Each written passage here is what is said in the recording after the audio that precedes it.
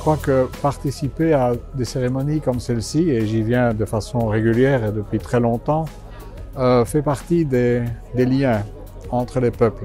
Et les liens entre les peuples sont indispensables pour tenter d'obtenir la paix partout et la solidarité. Alors, des cérémonies comme celle-ci sont très importantes parce qu'elles entretiennent la mémoire. Et cette mémoire collective doit être entretenue, elle doit être transmise, comme l'ambassadeur vient d'ailleurs de le rappeler dans notre jeunesse, mais aussi par-delà les frontières. Et puis, en regardant ce monument, il me rappelle le mémorial que nous avons fait aussi à Kigali. Ce sont aussi des pierres brutes, parce que les gens la vie elle est brute, elle n'est pas lisse. Et ces pierres, elles sont cisaillées en leur sommet parce que toutes les victimes du génocide, elles ont été brutalement assassinées à un moment sans le demander, dans leur innocence, dans leur bien-être, dans leur vie au quotidien.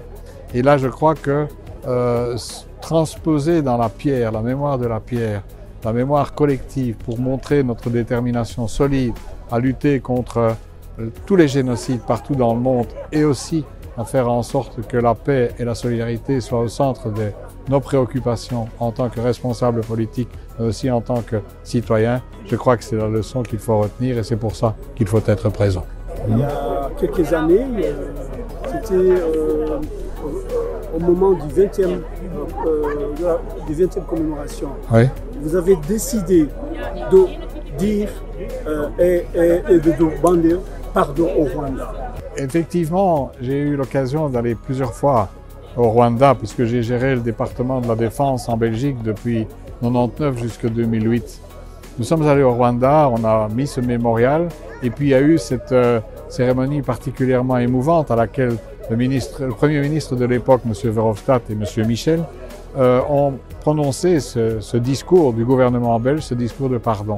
Je crois que c'était un moment important, très important et qui contribue effectivement à faire cheminer les peuples vers la recherche de la paix. Et puis j'ai eu l'occasion aussi de retourner à plusieurs reprises et de découvrir ces musées qui sont là, qui ne peuvent faire qu'une chose, c'est nous donner le frisson à chaque fois qu'on en parle et l'émotion nous envahit quand on réfléchit à ces enfants notamment qui ont été assassinés dans leur innocence. Vous ne regrettez pas de ce pardon?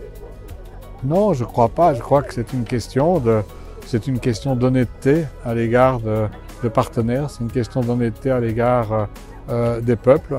On a eu le courage à cette époque-là de reconnaître et de le dire. Et je crois que ça a contribué finalement à faire en sorte que nous soyons aussi aujourd'hui, quel que soit le contexte, quels que soient les responsables, capables de dialoguer avec tout le monde pour la paix. Je vous remercie, monsieur. Je vous en prie.